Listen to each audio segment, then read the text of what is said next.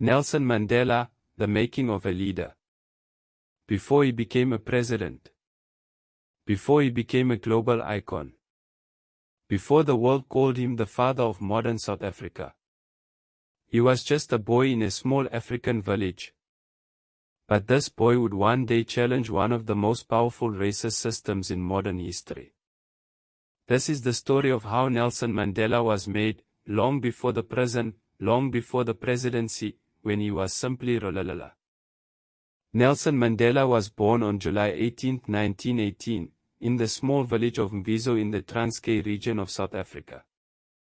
His birth name was Rolihlahla, a Xhosa name that loosely meant troublemaker. But destiny had already placed him in a unique position. Mandela was born into the Thembu royal family.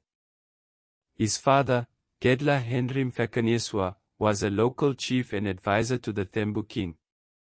Though not wealthy, the family carried dignity, tradition, and leadership heritage. From an early age, young Rolihlahla sat quietly as elders gathered under trees, debating tribal matters. He watched how leaders listened before speaking. He observed how decisions were made not by shouting, but by consensus. These early village meetings became his first classroom in democracy. But his comfortable childhood would not last. When Mandela was just 9 years old, his father died. The loss changed everything. He was sent away from his village to live under the guardianship of the acting Thembu king, Jongintoba Dalindyebo. It was here, inside the royal great place, that Mandela's exposure to leadership deepened. He saw power up close. He saw authority. And he saw responsibility. But outside these royal walls, another reality existed, a South Africa divided by race, inequality, and injustice. A storm was quietly forming in the country. And one day, this young royal boy would step directly into it. When Rolihlahla first entered a small missionary school near his village, his world began to change. On his very first day, his teacher did something common in colonial South Africa. She gave each African child an English name. Rolihlahla became Nelson. It was a small moment. But it symbolized something larger, a system slowly reshaping African identity under colonial rule. At school, Mandela proved disciplined and intelligent. Education was highly valued in his royal household, and he was taught that leadership required knowledge. He later attended Clark Berry Boarding Institute, then Helltown, prestigious Methodist schools for black students. There, he was exposed to Western literature, British history, and Christian teachings. But something did not sit comfortably with him. He began noticing the contradiction. They were taught about freedom, justice, and democracy, yet outside school walls, black South Africans were denied basic rights. This tension planted a quiet question in his mind. Why was justice taught in books, but denied in real life? In 1939, Mandela enrolled at the elite University of Fort Hare, one of the few universities open to black Africans at the time. It was here that his political awakening truly began. For the first time, he met young African intellectuals who were openly questioning racial oppression. And for the first time, he began to question authority. That decision would change his life forever. At the University of Fort Hare, discipline was strict. Students were expected to obey, not question. But in 1940, tensions rose. The University Student Council had little real power.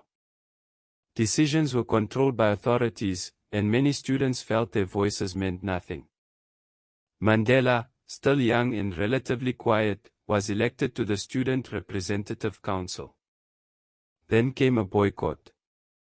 Students demanded fair representation and better conditions.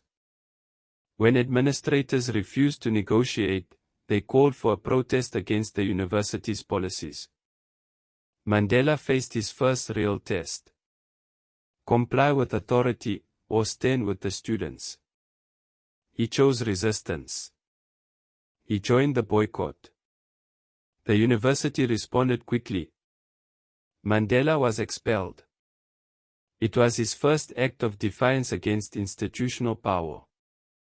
When news reached his guardian, King George Toba, he was furious. Mandela had embarrassed the royal household. A decision was made: Mandela would return home and enter into an arranged marriage, settling into traditional leadership instead of rebellious politics. But Mandela had tasted independence, and he refused to surrender it. One night, in a bold and risky move, he fled to Johannesburg. He did not know it yet, but this escape would place him directly into the heart of South Africa's racial struggle. When Nelson Mandela arrived in Johannesburg in 1941, the city was overwhelming. Gold mines powered the economy. Skyscrapers rose above dusty townships. But beneath the surface of opportunity lay something darker, a rigid system of racial segregation tightening its grip on black South Africans. Mandela arrived with little money and no clear plan. He worked briefly as a mine security guard until his royal background was discovered and he was dismissed. Soon after, he found employment as a law clerk at a Jewish law firm. For the first time, he witnessed white colleagues who treated him with dignity. It opened his eyes to a powerful realization. The system was unjust, but not all individuals were. While working during the day, Mandela completed his Bachelor of Arts degree through correspondence with the University of South Africa, and later began studying law at the University of the Witwatersrand. At WITS, he was one of the few black students. There, he encountered activists, communists, African nationalists, and future revolutionaries. Discussions were no longer theoretical, they were urgent. Laws were being passed that stripped black citizens of land, movement, and dignity. Then, in 1948, everything changed. The National Party won South Africa's general election, formally introducing apartheid. Racial segregation was no longer informal discrimination. It was now law. Mandela understood something clearly. Education alone would not dismantle the system. Action would. And soon, he would find the organization that would shape the rest of his life.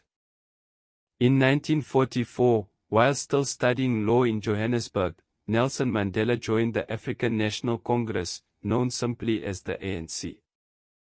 At the time, the ANC was cautious and petition-based. It appealed to the government through letters and formal complaints. Mandela believed that was no longer enough. Alongside young activists like Oliver Tambo and Walter Sisulu, he helped form the ANC Youth League, a movement pushing for mass action, boycotts, strikes, and civil disobedience. They were bold. They were impatient. And they were tired of waiting. Mandela's personality began to change. The quiet royal boy from Transkei was transforming into a confident, disciplined organizer. He dressed sharply. He spoke with control. He studied revolutionary movements around the world. He believed freedom would not be handed to black South Africans, it would have to be demanded. By the early 1950s, Mandela had become one of the leading figures in organizing the Defiance campaign, a nationwide protest against unjust apartheid laws. For the first time, thousands of South Africans deliberately broke segregation laws. And the government took notice. Mandela was banned from attending gatherings, restricted from public speeches, placed under surveillance. But the more the state tried to silence him, the more his influence grew. The making of a leader was nearly complete. What began in a rural village had now become a national force. And soon, the government would decide that this young lawyer was too dangerous to remain free.